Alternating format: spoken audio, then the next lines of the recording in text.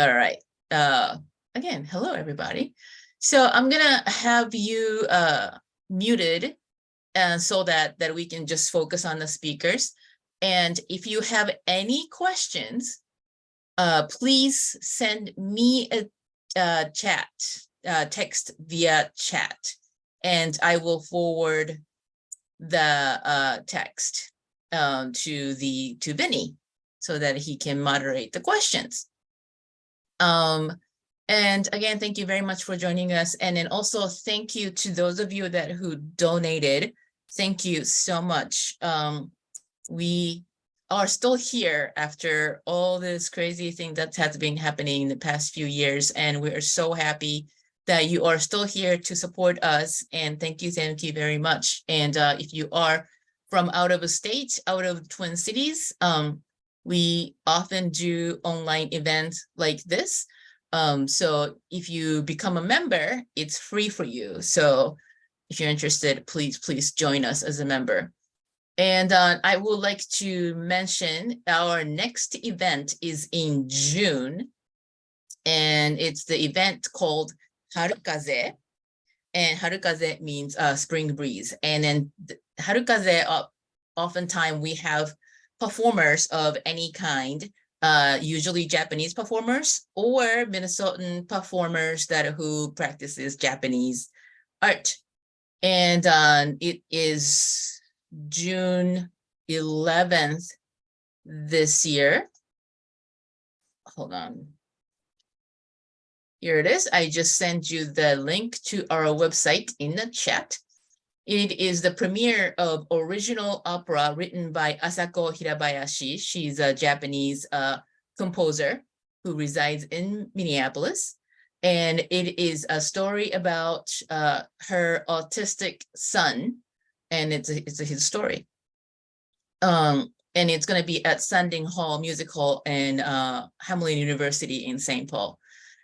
This is going to be fantastic show. And then also we are going to have Mayumi Amada's art installation as a background of the opera. So instead of having stage set, we are going to have an art installation that goes along with the opera. And Mayumi-san is our favorite artist also. And I think you are going to be fantastic. So if you can join us, that will be wonderful. So now we're just gonna dive into our event today. Matsumoto-san, please take it away. And you're still muted. Rookie mistake. Thank you, Rio. This is Kent Matsumoto. Connie and I are delighted to be here. Nice to see a couple of familiar names. Hopefully we'll see some faces. I was born in Virginia. I am a Sansei. I did go to elementary, middle school, and high school at the American School in Tokyo. Came back to the States where I finished my schooling and went to undergraduate school and law school. And I've been a practicing attorney for the past 35-ish years thereabouts.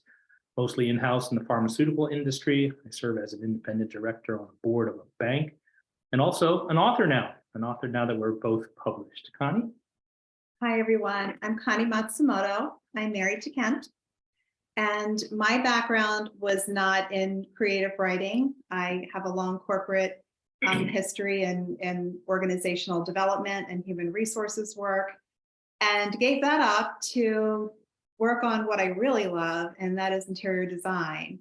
And I had my own interior design firm for about 10 years before we decided to take on this writing project. And I closed that business to focus on this book full time. Kent was still working, he still is working.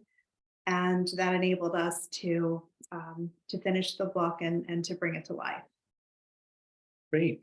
What we'd like to do, Connie, you want to call up our slide while Connie's doing that. We have a slide presentation that it starts with our book trailer.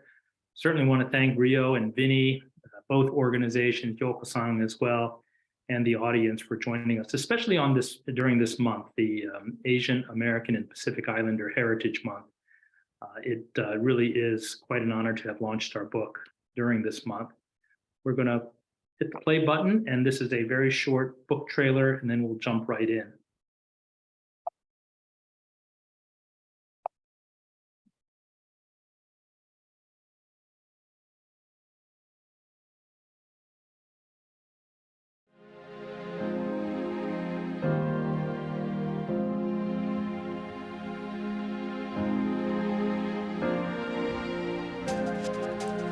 The bombing of Pearl Harbor propels America into World War II and 2 Japanese Americans into chaos.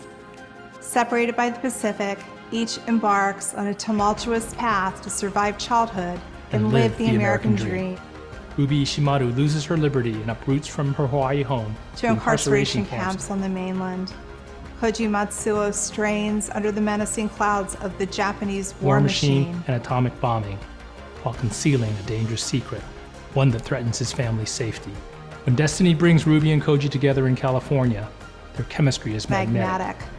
But wounds of trauma run deep and threaten their love as another casualty of war. Inspired by the true stories of our family, Of White Ashes crosses oceans and cultures, illuminating the remarkable lives of ordinary people who endure seemingly unbearable hardship with dignity and patience.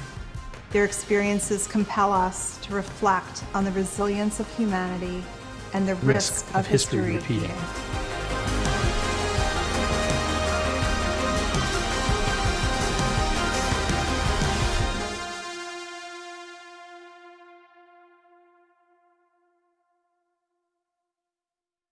Not sure how many in the audience have read the book already, but hopefully the trailer inspired you to read the book. Speaking of inspiration, Connie? Yeah, so I'm going to share with you quickly what happened to spark the idea of this book. And it requires stepping back in time a little bit, 27 years to be exact. I was on my first date with Kent. We were at the Baltimore Museum of Art to see a Dale Chihuly glass exhibit. But the precursor exhibit was a Dorothea Lange photography exhibit. And so I was standing in the museum looking at this photograph, which is very famous, and taking it in. And Kent came up behind me and said, that was my mother's story. And I was so shocked. And it was later that day, after the museum, after lunch, he shared with me that his father was also an American citizen and a Hiroshima survivor. And I thought then that it was just remarkable that these two people who I didn't know yet, Japanese Americans who really suffered the worst of the war on opposite sides of the globe, would come together and achieve the things that Kent told me that they had achieved, and to raise him and his brother and sister as just fine human beings. And so we didn't imagine then, or I certainly didn't imagine then, I didn't even know Kent, that I would be the author or co-author of this book, but certainly knew that it was an important story that needed to be shared.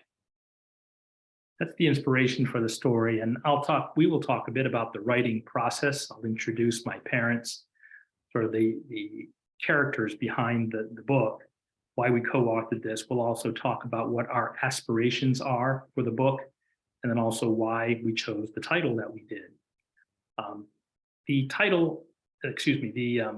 Why we decided to co-author this just did not happen. I mean, it happened organically, but it's not as if we planned it. As Connie said, she got to know and love my parents. And even though she never wavered in the commitment to writing their story or sharing the story with the world, we didn't know how it would come about. But she believed in her heart of hearts that a book should be written. And sometimes, as family members on this call will know, it takes an outsider to take a look at a family, because my parents did not necessarily speak to any of us kids about their war experiences. Perhaps it was generational, perhaps it was too traumatic for them, or, as I'm learning now, perhaps not to burden each of us as we grew up. But I'd like to introduce my parents now, so to give some context for the characters in the story. This is my mother's name, Reiko Odate. She was one of 4 daughters to the Reverend Chico Odate there on the far right. My mother is off his right shoulder, and they were, I was gonna say they're all born, but no, they were growing up on the island of Kauai in the town of Waimea, where my grandfather was the Buddhist minister for the local Japanese plantation workers. They worked on the pineapple plantation, sugar plantation, a lot of pineapples there too. And then, as many of us know, these are the world events that occurred. Pearl Harbor was attacked on December 7th, 1941. And at that moment, their idyllic childhood and my grandfather's life was upended. That very same day or the next day, the FBI came knocking on my grandfather's door and presented him with an arrest warrant, which you see here. I'll quickly digress. This is the actual arrest warrant that Connie and I uncovered at the National Archives in Washington, D.C. We, as part of our research, and we visited the island, we went to Hiroshima and went to the National Archives among many other museums and institutions, and we asked the archivist for the files on the Odate family. And among the many papers that were there was this original document, the warrant of arrest, and we took a photograph of it. And it was very moving for me to actually hold the piece of paper that was handed to my grandfather the day after Pearl Harbor was attacked, and he was arrested. He was arrested principally because he was a Buddhist minister and had the ability to reach masses of people, and in the United States' eyes, that made him an enemy alien instantly. So that was part of our research.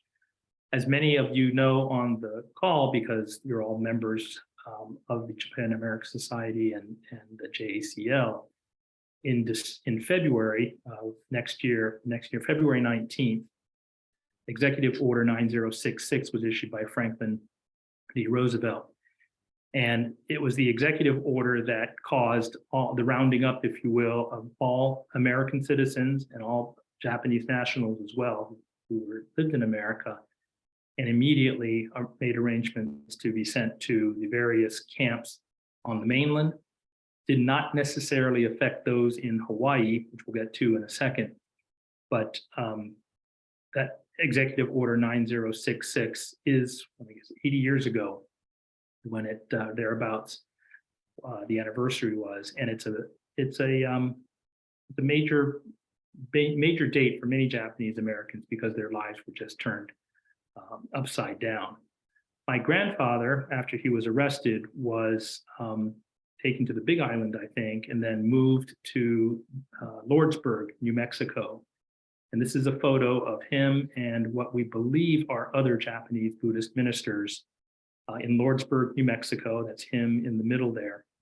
And I'm sorry, the far right. And he was separated from his family. And so my mother, her 3 sisters, and their stepmother had no means to support themselves. And the decision was made principally by my grandfather to reunite in the United States. So even though my mother and her family were not forced to leave the island of Hawaii, or any of the islands there, they essentially chose to go so they could reunite with their father. In fact, we learned recently during a pilgrimage that Connie and I took to Jerome, Arkansas, just 3 weeks ago, that there was a conscious economic decision not to incarcerate the Japanese or the Japanese Americans on the islands of Hawaii because it really would have decimated the sugar plantation industry. Those were the workers there. My mother ended up in Jerome. Our next photo is a picture of 3 of the Odate sisters. My mother there is in the middle, and her 2 sisters. And as you can see, there is barbed wire behind them. And again, these were the kinds of photographs that Dorothea Lange was not permitted to photograph. Her task, her chore, her mission was to photograph how good the Americans, the Japanese Americans had. And so I don't think you'll see many pictures of incarcerees behind barbed wire there. The picture on the right is of my mother, and she's standing in front of her barrack. We believe this is from Tule Lake, California. For those who know about Tule Lake, many of the Japanese Americans, as well as the Japanese who answered the loyalty questionnaire a certain way, no to question 27, no to question 28, they were considered disloyal to America and at risk. So many of the no persons who answered that were moved to Tule Lake. So my mother and her family, her father, were moved from Jerome, Arkansas to Tule Lake in Northern California. I think our next picture is my father. So that's my mother's story. Again, setting the stage for the character Ruby in our novel. This is my father, Isao Matsumoto.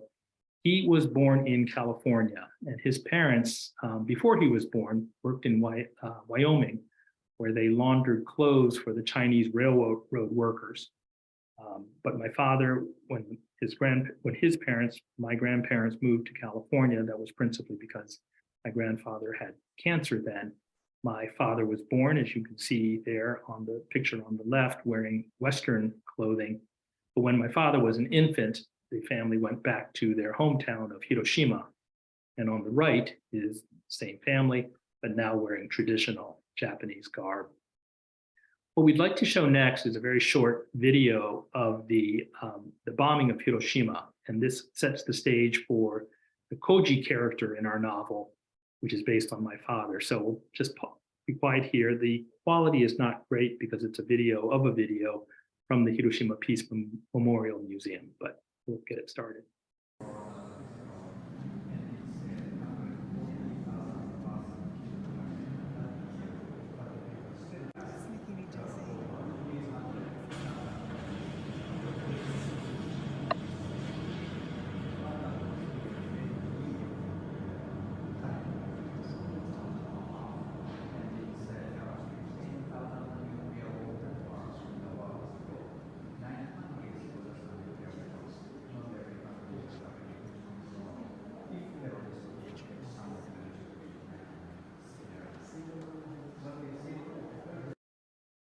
The video stops there, and we will keep the screen there because we wanted to point out, and I don't have a pointer, but you can see the rivers of Hiroshima City there. And you saw where the bomb exploded. We can talk about that in a second. But if you draw your eyes over to the right of the screen, you'll see a couple of rivers there. My father was working along with his brother, my uncle, were working in a munitions factory there. Yes, the building collapsed. Yes, they were injured, but they were not directly affected by the bomb. And the family house was off in the distance there in the upper right of the film. You could see what looks like a hill or a mountain there. And the family home was on the other side of that mountain there and was thus spared. Honey, did you want to say something about the bridge and the bomb? No, not necessarily, except where those two rivers come together to a point. It's the famous target of the nuclear bomb. But just to the right and just above that, you'll see what looks like a darker rectangle. That's where Hiroshima Station is. And Kent's grandparents were underground at Hiroshima Station in a tunnel between the north and the south stations. And that's how they were spared from this. They were on their way back from his grandfather getting medical treatment in another city. And when they came out of the station, all they saw was nothing. And I just can't even imagine what that must have been like for them.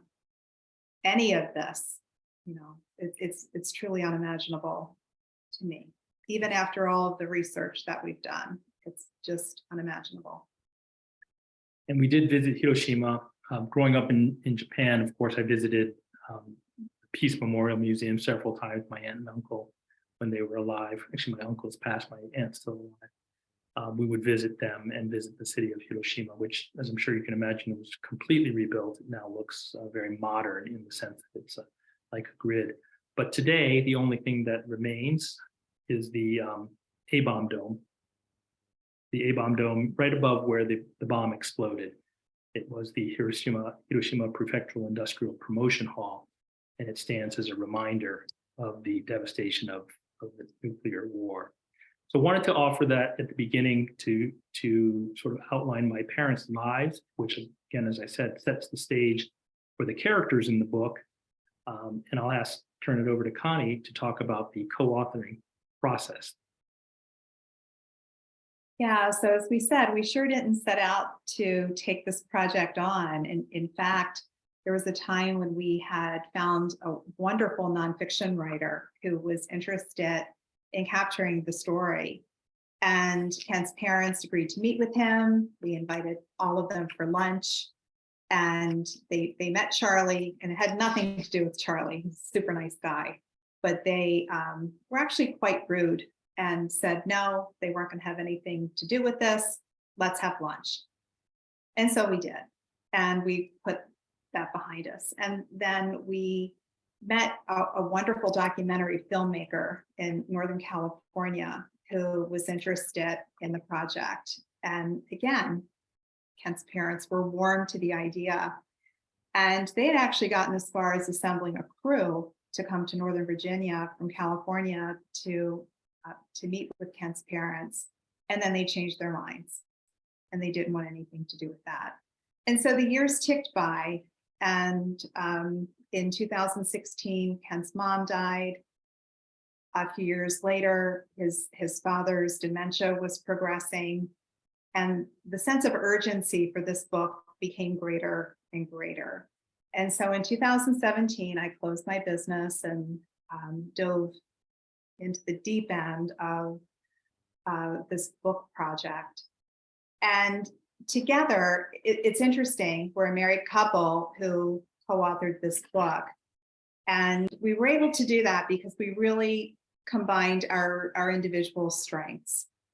The research part of it, as I said, Kent was working full-time. I took on the bulk of the research. The photograph in the upper left is flip charts with typed pages of notes taped to it. And that ran the full length of my 7-foot island in the kitchen. And there were multiple long strips of that. What you're seeing there is just one of 2 or 3 for the research around Hiroshima. And then it was the same with the incarceration and with then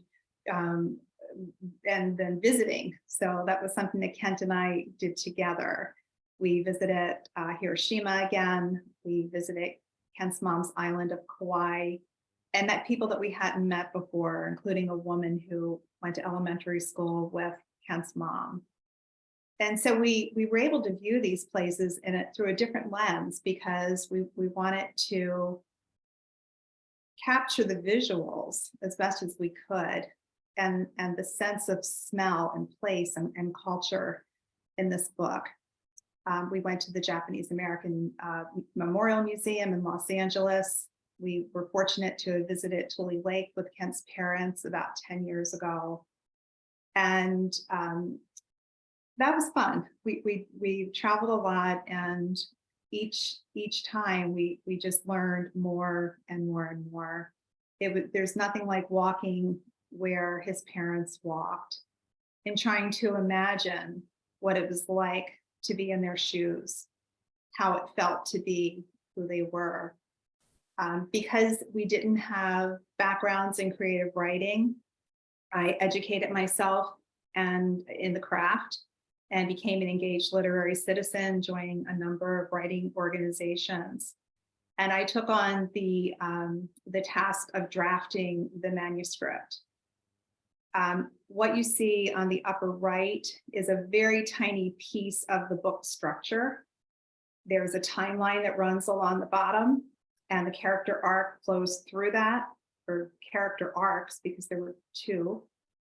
And then together, Kent and I brainstormed scenes, and that's what some of those Post-it notes are. It was either a point that we wanted to get across in a particular chapter at a particular time, something that was relevant from family history, because Kent's mom wrote a lot of things down. And so we were able to look back on the the summary of her life and Dad's life that she had put together about 5 or 6 years before she passed.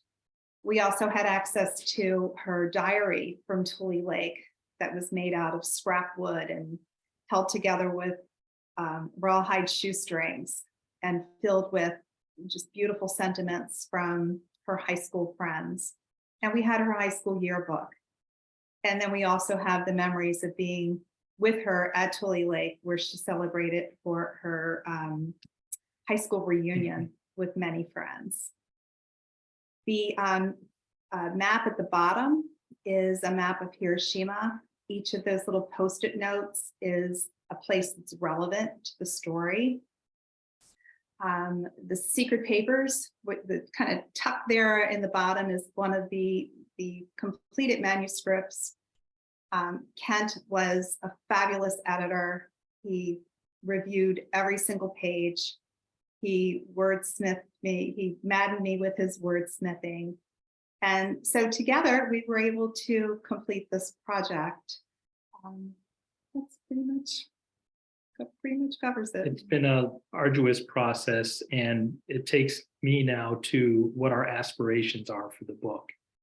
And I will lead up to that by referencing next page here, the history setting the context for the present. This is a statue in front of the National Archives. What is past is prologue. It's from Shakespeare's The Tempest. But we wrote the novel to honor my parents and the many Japanese Americans whose lives were deeply affected by the war. We, not only on our pilgrimage, met many of the folks, as Connie said, some of the survivors, but the descendants and the family members of people who were in, that was just Jerome, by the way, Jerome and Rohrer. But there are still many survivors left. And there's certainly, among the younger generations, we've learned, there's a deep now interest among Sansei, Yonsei, and even Gosei Japanese Americans to learn more about their parents or their grandparents or great-grandparents' stories. But my parents were ordinary people, and they were forced into extraordinary circumstances by these world events, and yet they personified the Japanese spirit of gaman, which many of you in the audience know to be enduring the seemingly unbearable with dignity and patience.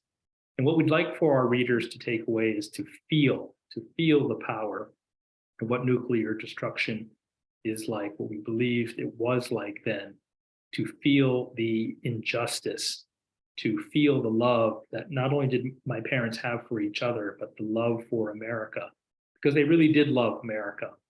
And they wanted their children, me, my brother, my sister, to love America as much as they did.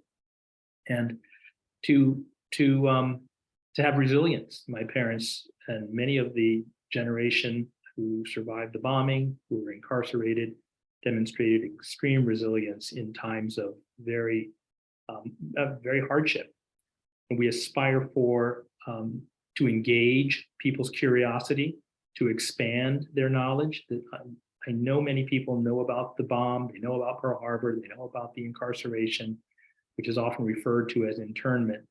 But we want to expand their knowledge and maybe cause people to think and ask more questions.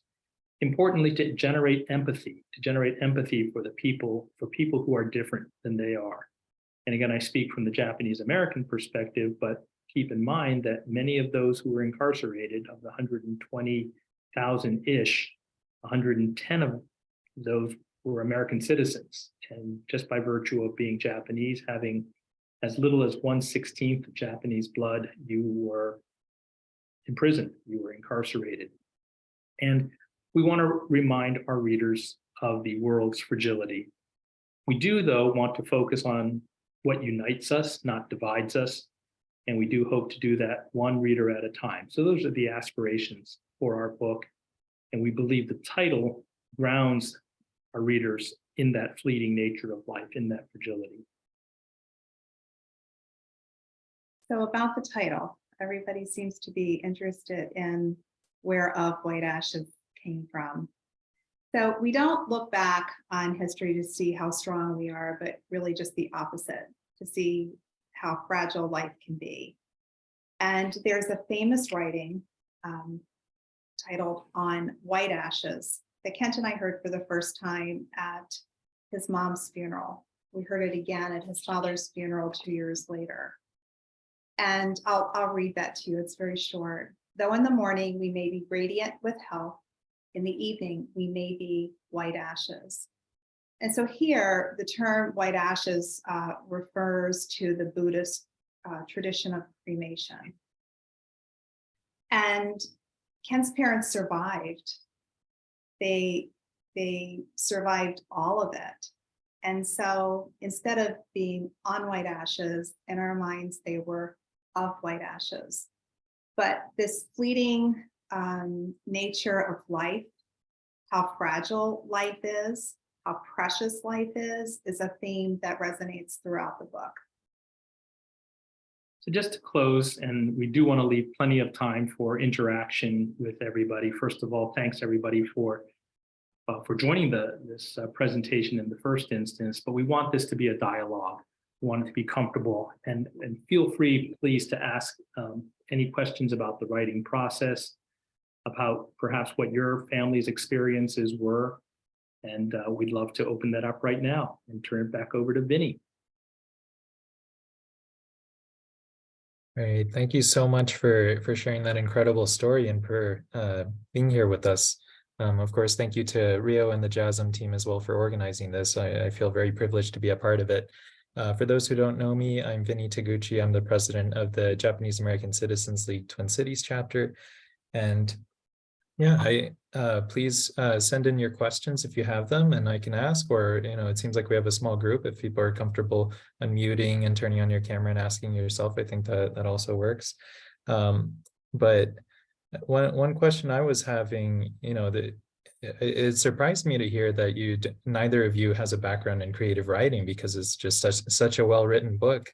Can you, in many ways, I guess I'm glad that your parents decided not to go with the nonfiction writing, because I feel like I've read many nonfiction tellings of stories in this time period, and it just doesn't convey the emotions the same way. You hear what happens, but then shikata ga nai and gaman, it's a very internal process of where the emotions are. So I really appreciate you working to explore that and bring that out.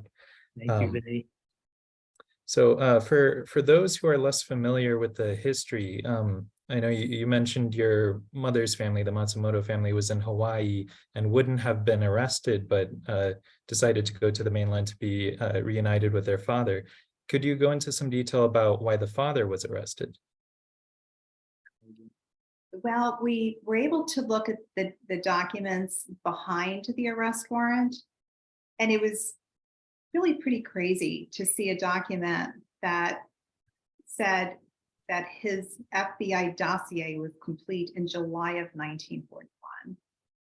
So he, like every other Japanese national that was in any position of leadership, he had been watched long before Pearl Harbor was bombed, and the FBI and other federal agencies were quite ready to arrest him and many, many others. And so he was in a jail in Waimea for a brief period before being transferred to the mainland to a Department of Justice camp in Lordsburg, and then later to Santa Fe.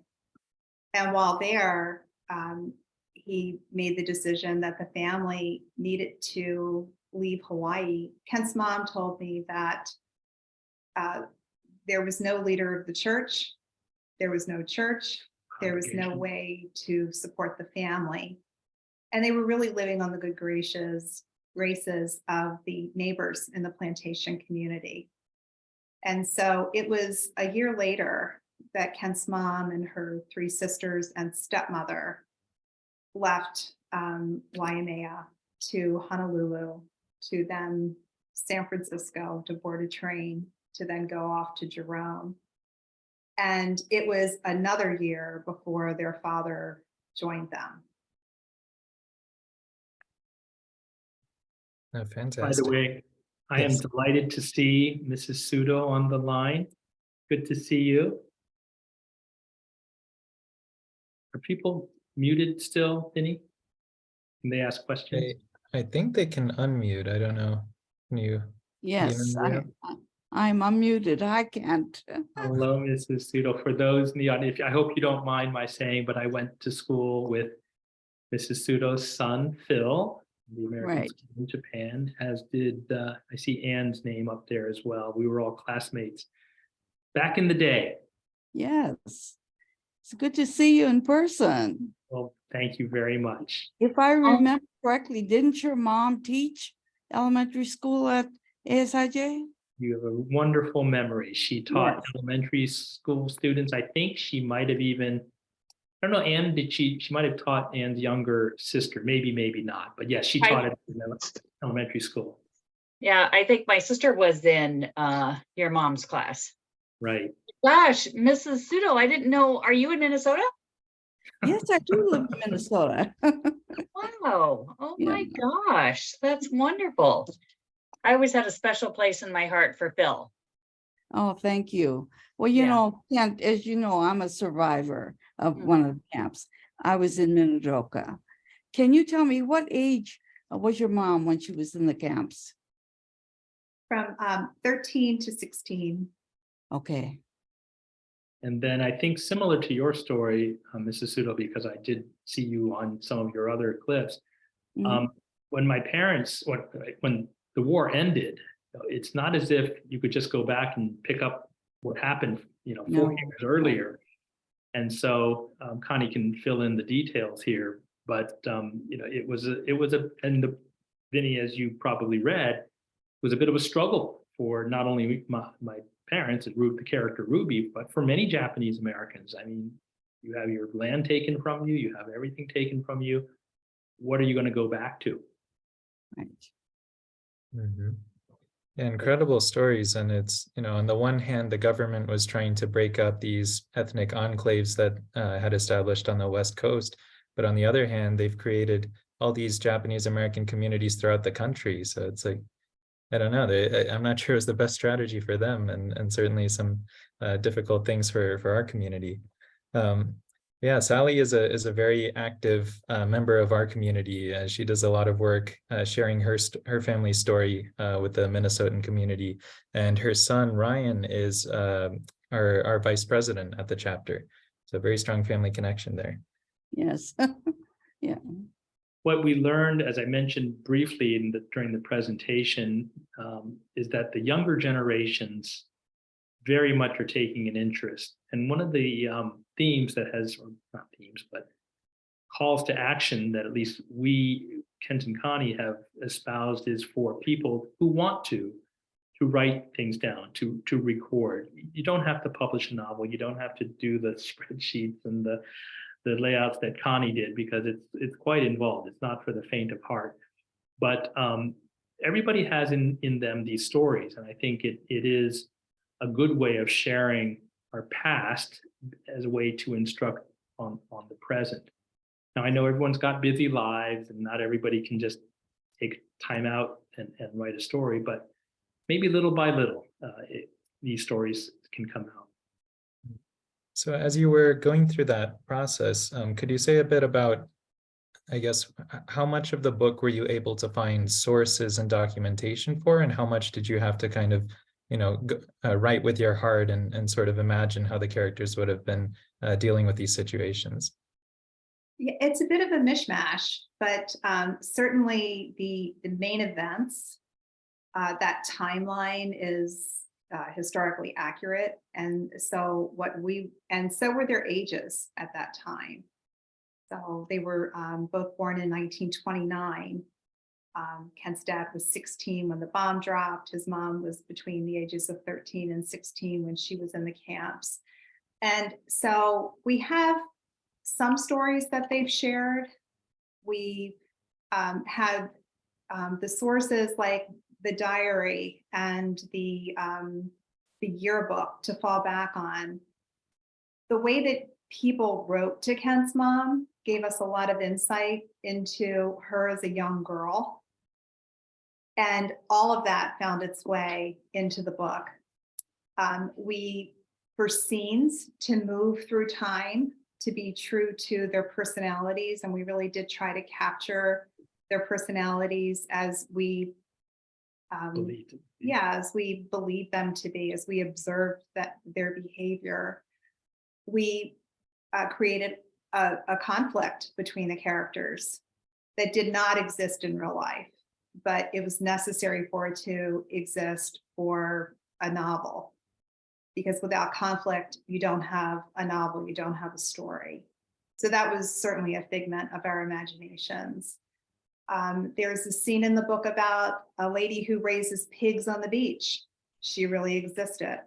So wherever we were able to draw on real stories, we did, and then we filled in with our imaginations in between. I'm sure there's some writers in the audience as well. Certainly be interested in hearing how they balance those as well. What Connie didn't say about the pig lady, though, is the source of that story was my Aunt Wanda, so my mother's younger sister. Want to tell the funny story about that? So Aunt Wanda, just like Kent's mom and dad, never talked about their experiences with her children. Kent's parents would occasionally talk to me, and I feel very honored that they chose to do that. I think in part for Kent's mom, it was to educate me. So when new books would come out, she knew I loved to read historical fiction, and I just loved to read anyway. She would pass along books to me. She passed along On the Corner of Bitter and Sweet by Jamie Ford and Juliet Silga's book. And then we would talk about the books, and she would parallel that with some of her experiences in camp. And I'm so grateful to her for sharing that. But back to Aunt Wanda, who is now 90 years old. She was probably 87 when she agreed to meet and talk with me.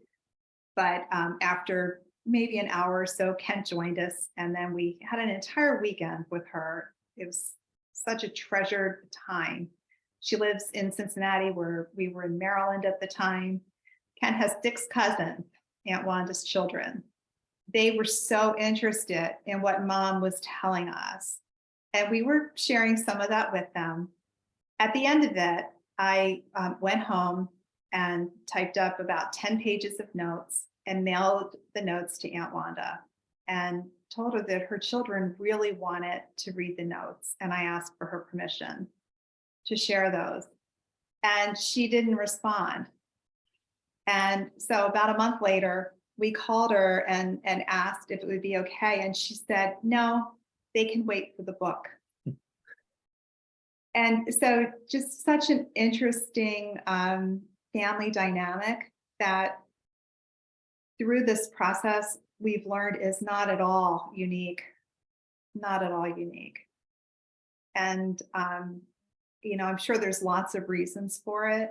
I personally believe that a lot of it has to do with parents not wanting to burden their children with trauma. Absolutely.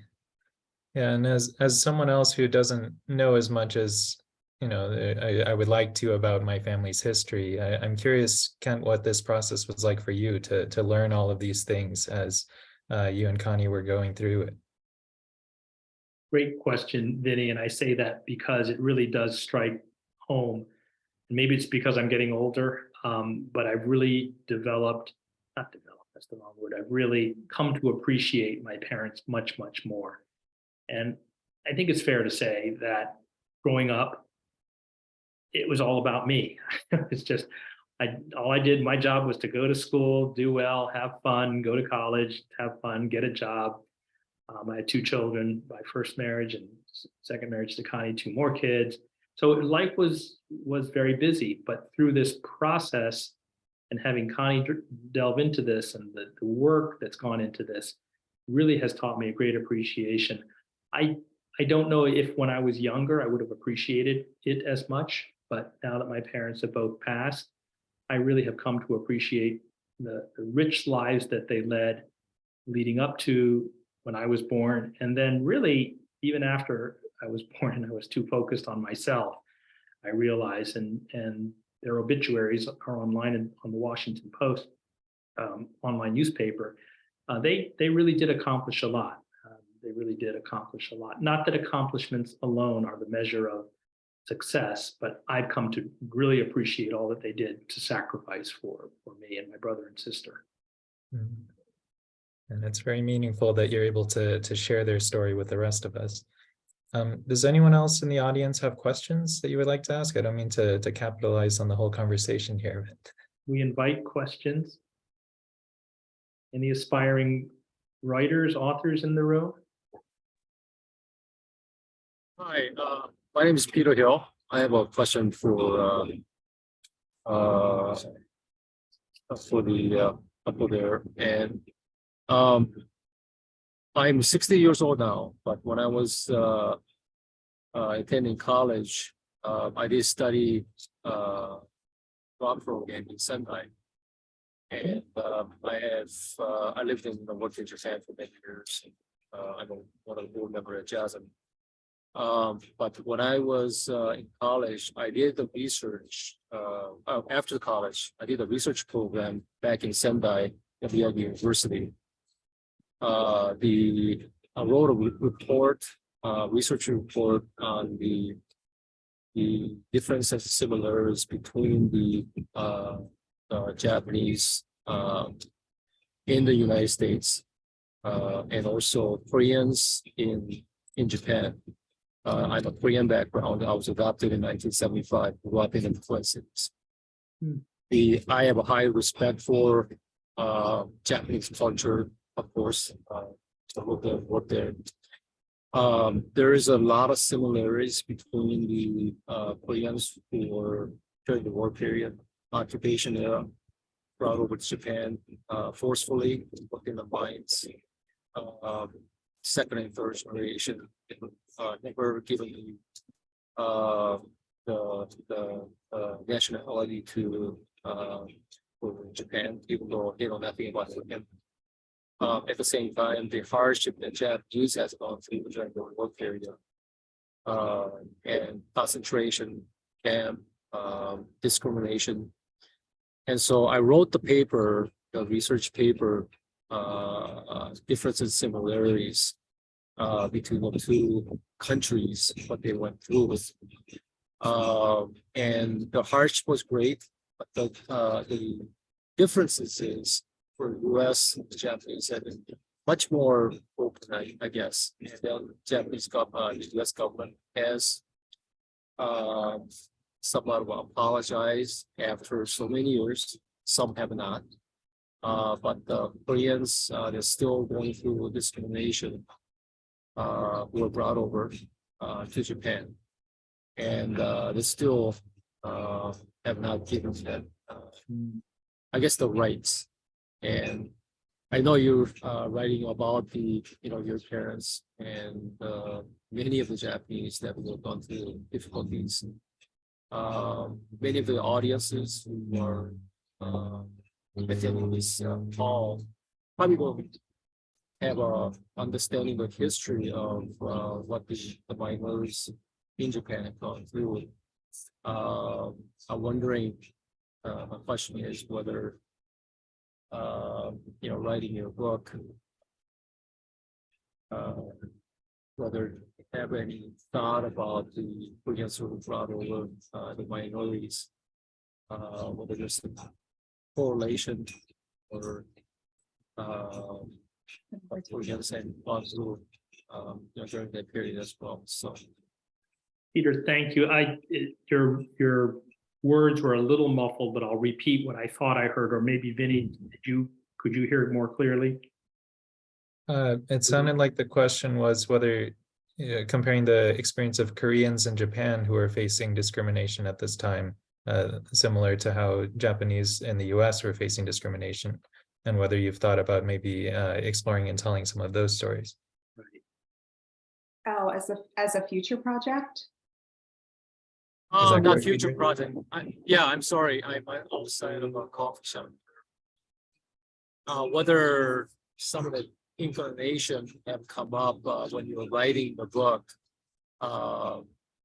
past history of the other minorities in Japan, all of your parents that were going through have gone through in the United States.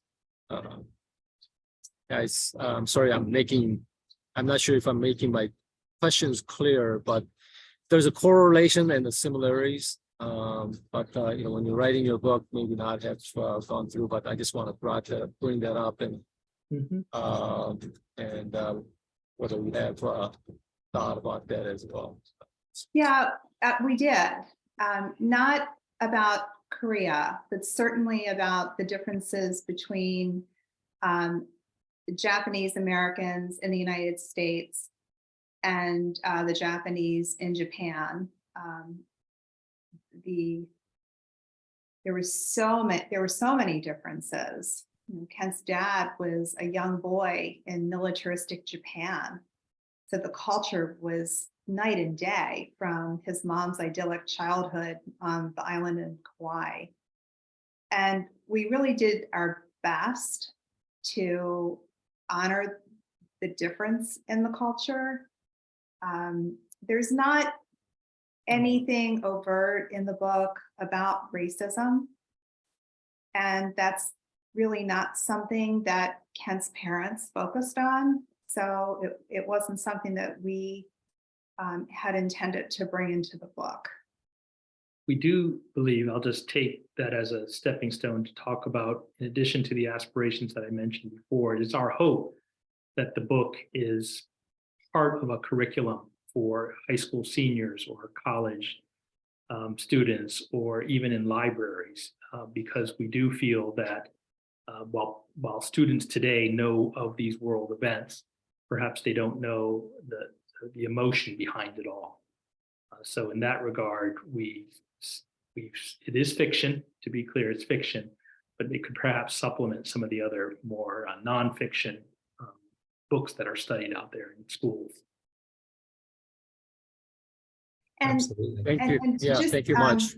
To take that a little bit further, we hope that when people read this book, if we did our job correctly, nonfiction is history, it's what happened. And fiction is how it felt to go through those events. And so we really hope that we did our job and our readers feel what we imagine Kent's mom and dad may have felt moving through these important decades in their lives. And that they will learn in a subtle way a whole lot more than they knew about racism and respecting differences and having empathy for people who are different from them than they did when they started on the book. We really hope that we did that. I think you did. Thank you. I see we got a comment from Steve Ozone, whom we were talking about before, who did the photo project with JASM at the Mall of America.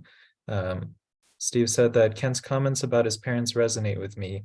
My father's family was interned and he made sacrifices for us, his children, so we could assimilate and succeed in our lives. So. Great. Thank you, Stephen. Thank you, Steve. We heard about your exhibit. Was it the Mall of America? Mm-hmm. Well, maybe when we visit, we'll get a chance to see that. Yeah, congratulations. So I know that Thank we're you. about, oh, there's Steve. Yeah, thank you. Hi, Steve.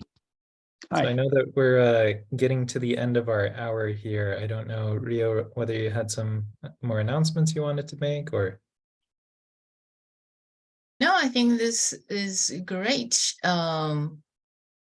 There's actually another question that says, how long did it take from starting to write the book to publishing? 5.5 years. Oh, wow. Wow. We had the luxury, so to speak, of time in some respects. This is good. I don't want this to come across the wrong way, but when COVID hit, we were together at home and the internet was perfectly fine as a resource. And we spent a lot of time together, as I'm sure many people in the audience did. But it really was a time for us to focus on the book. Yes, I was still working, but it was remote. I didn't have a commute anymore.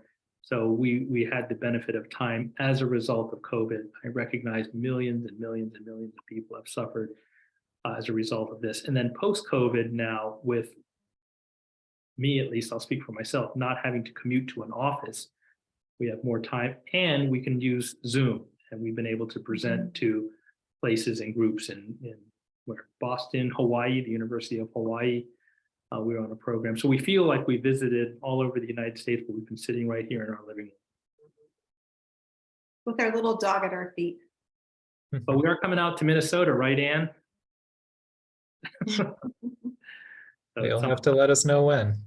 We'll do exactly that. We were introduced to JASM through one of your colleagues, Ron Leonhardt. I don't see Ron on the call, but it's very nice of him to introduce us, Ryo-san, to you. And Yeah, then- thank you. I will say hello to him. Please. And I don't see Tom on the line either. Tom wrote a very nice book review that published in the JASM newsletter. So thank you, Tom. Yeah, I think Tom is here. I think Sue's iPad, I think, is Tom, if I'm not mistaken. But if it's okay, time for us to complete to this, what am I saying? But yeah, thank you so much. It's wonderful. And coming from, born and grew up in Japan, we don't talk about internment camp in the Japanese schools at all. So a lot of us from Japan, we don't know much about camp. Just because I'm here, I know, but there are a lot of people that over there that who really doesn't know or talk about it. So I think it is important for us to talk about it here. And then I also would like to say thank you to everybody who was in the camp, because of their behaviors, because they did so well in the camp, and then their attitude was great. So that I think I fully believe that person like me can be here. And I married American and I have life here. And I really, really want to say thank you to everybody who created a path for people like us. So thank you to all your families. I'm once again, I am sharing a link to their website where you can purchase the book. And Connie-san told me that when you go to that website, there is the spot, it says order from Amazon, Barnes & Noble, and it says bookshop. So the place that says bookshop, it is the place that you can find like local, smaller bookstores instead of like Amazon and Barnes & Noble. So if you prefer that, please go to the place called Bookshop in their website. And we would like to take a group photo. So if you don't mind turning your camera on so that we can do group photo. I am trying to think what we can say today instead of cheese. Kanpai. Oh, I know. Today we're going to say Vinny. That's how we Vinny. smile. All right. Let's see if Sue's iPad shows Tom. Maybe, maybe not. Tom-san. All right. I guess not. Yoko-san, are you ready? Okay, so today we're gonna say Vinny instead of cheese. 1, 2, 3. Vinny. Vinny. Is it good? I'm going to remember that one. All right, everybody, thank you so much. And thank you, Matsumoto-san, and thank you, Vinny. And thank you all for joining us. And please continue to check our website, and then please become a member. And we're looking forward to seeing you next month in person if you join us for Harukaze concert. All right, everybody, have a good night. Thank you so much. Much, everyone. Good night. Thank you. おやすみなさい。